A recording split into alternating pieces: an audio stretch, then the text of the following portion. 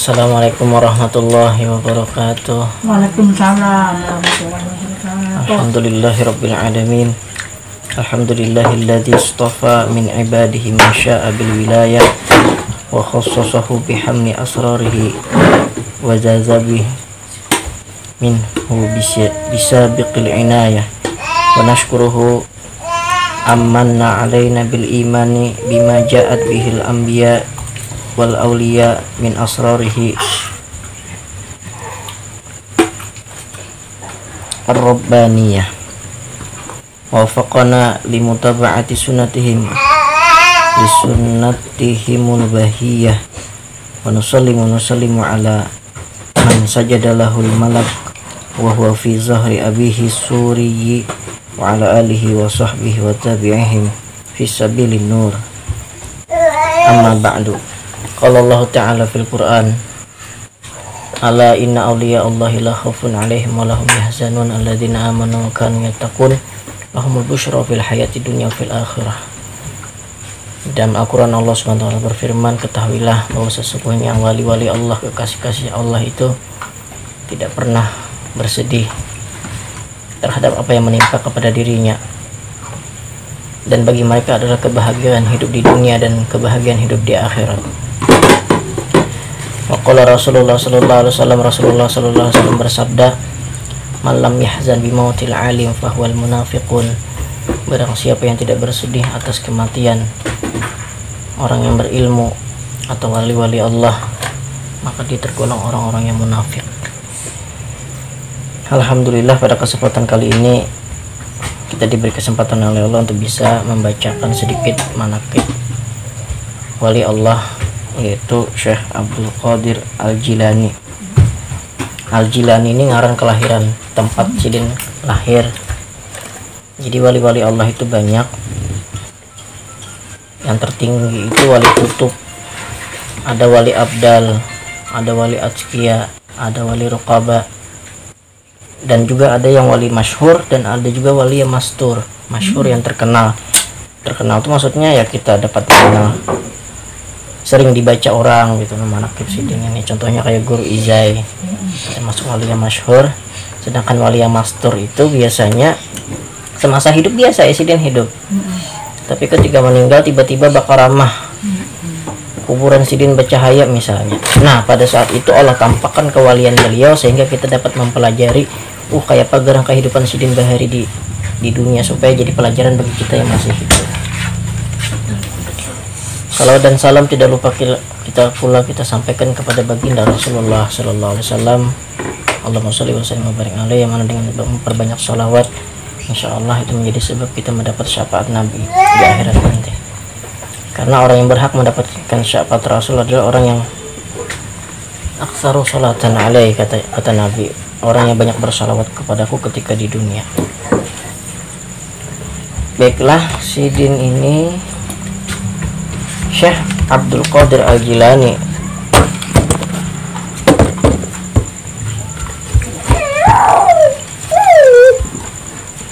dilahirkan di daerah Jilan, makanya tadi dikatakan Al-Jilani, yaitu kota terpencil di luar kota Tabaristan pada tahun 471 Hijriah, yaitu tepat pada tanggal 1 Ramadan tahun 471 Hijriah. Pada saat itu ibunya Fatimah berusia 60 tahun melahirkannya. Jadi sudah dari kelahiran sudah tidak lazim, maksudnya ini ciri-ciri kewalian. Kalau Allah berkehendak apa yang tidak mungkin. Contohnya seperti Nabi Isa alaihissalam, bahkan tanpa ayah pun jika Allah menghendaki menempatkan roh ke dalam janin, bisa saja terjadi, karena tidak ada yang tidak mungkin bagi Allah. Kemudian keajaiban beliau ketika kecil, yaitu pada rahat bulan Ramadan beliau kadang mau menyusuk siangnya, maksudnya kada berpuasa tuh kita hormati ya bulan Ramadan. Bisa sembunyi lah bilanya kada berpuasa tuh, kasihan nang puasa melihat. Dan bagi yang berpuasa itu mendapat doa dari malaikat supaya diampuni dosanya baginya apabila melihat orang tuh makan di hadapannya pada puasa, luar biasa. Kemudian ketika beliau mendekati usia balik itu bagi laki-laki itu laki-laki 15 tahun balik. Kalau perempuan agak cepat biasanya bila masuk menstruasi, itu ciri balik bagi seorang perempuan. Kalau laki-laki ihtilam atau bermimpi basah, tapi umurnya sudah sampai 15 tahun tuh diyakini dah sampai. Ciri-cirinya gara wasora. Syekh Abdul Qadir Al-Jilani gemar dan sangat bersemangat menuntut ilmu. Ini rata-rata wali dah ketujuh menuntut ilmu tuh ciri-ciri wali. Karena tidak mungkin mereka tidak berilmu, dan mereka suka mendekati ulama-ulama yang ilmunya tinggi.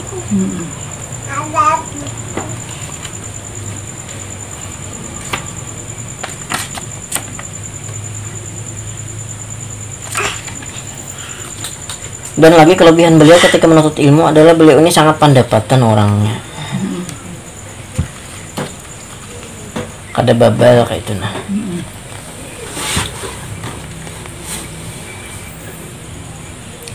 Syekh Abdul Qadir Al-Jilani belajar ilmu fikih kepada Syekh Abu Wafa Ali bin Aqil dan kepada Syekh Abu Al-Khattab Al-Kahwazani Mahfuz bin Ahmad Al-Jalil, serta kepada Syekh Abu Hasan Muhammad bin Al-Qadi Abi Ya'la, juga kepada para ulama yang nampak luhur ilmunya dan mulia derajatnya.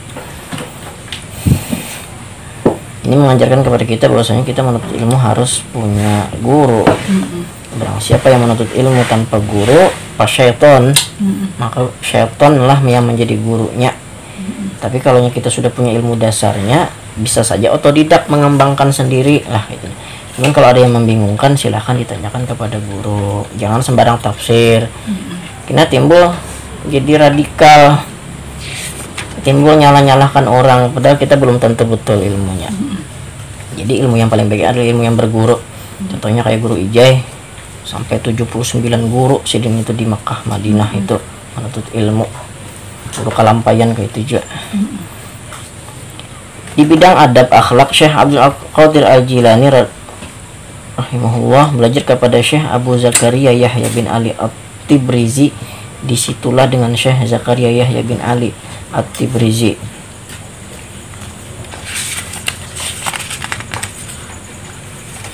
Nah, kemudian dalam suatu kisah manakib ini, Syekh Abdul Qadir katanya pernah bertemu dengan Nabi Khidir alaihissalam. Di dalam Al-Quran itu Nabi Khidir ini disebutkan dengan Abdun Saleh sebujurnya, tapi kita mengatakan Nabi. Ya, mungkin maksudnya Nabi juga. Nabi Khidir ini merupakan guru Nabi Musa alaihissalam. Khidir ini berarti khudrun, berarti hijau. Makanya salah satu ketujuan Nabi Khidir ini berbaju hijau. Apabila sidin ini berduduk, salah satu karamahnya di hamparan nang tandus jadi subur mahijau. Salah satu karamah Nabi Khidir alaihissalam. Syekh Abdul Qadir Al-Jilani pernah masuk kota Irak ditemani oleh Nabi Khidir, dan waktu itu Syekh Abdul Qadir Al-Jilani rahimahullah belum mengenalnya, dan kemudian Nabi Khidir memberikan persyaratan yang tidak boleh sekali-kali dilanggar oleh Syekh Abdul Qadir, karena pelanggaran akan menjadi sebab perpisahan keduanya. Ini mirip juga kalau Nabi Musa. Jersidin jangan menangatin apa nangku gawi. Nabi ini lain pahlawan kita leh. Mau hendak jadi murid aku, jangan campuri urusan ko Jersidin macam-macam. Takon. Yang harusnya murid ini masih terus saya, jangan menentang-nentang. Di situ justru barakah ilmu, jangan menyalah guru. Kemudian Nabi Khidir berkata kepada Syekh Abdul Qadir, duduklah di tempat ini. Maka duduklah Syekh Abdul Qadir di tempat yang disyaratkan Nabi Khidir. Datang ke tempat itu, Nabi Khidir berpesan, jangan sekali-kali engkau meninggalkan tempat ini sampai aku datang kembali.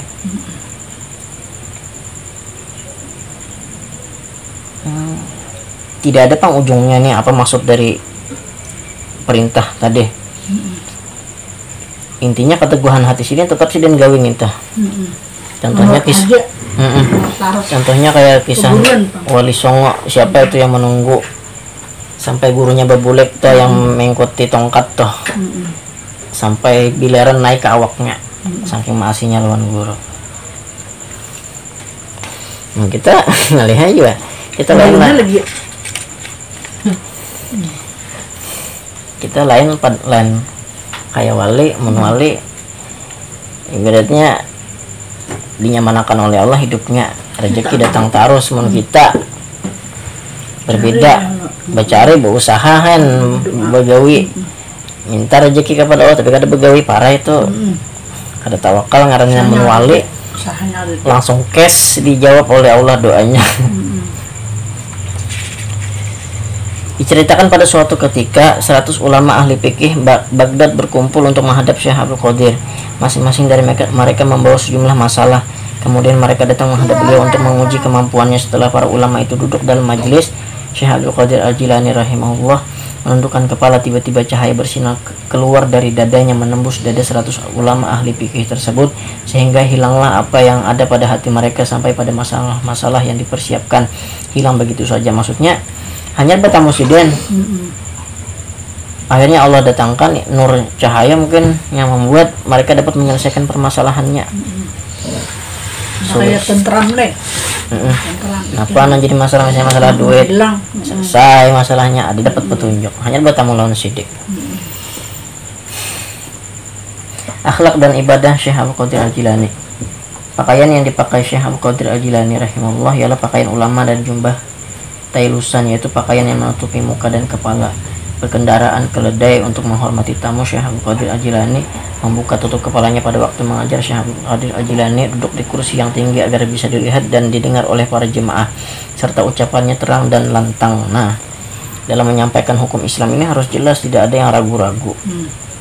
Harus ada dasarnya, dan kadakawa anu arasa asa anu kadakawa hukum Islam ini harus jelas. Tetapi ada juga hukum Islam yang sifatnya ikhtilaf atau perbedaan pendapat. Nah itu jangan juga bakal karasan. Saya punya pendapat, saya punya pendapat. Tapi yang hukumnya yang jelas-jelas disepakati wajib. Contohnya sembahyang 5 waktu, kada ada boleh lagi kita berargumen kayak ini. Itu sudah jelas hukumnya.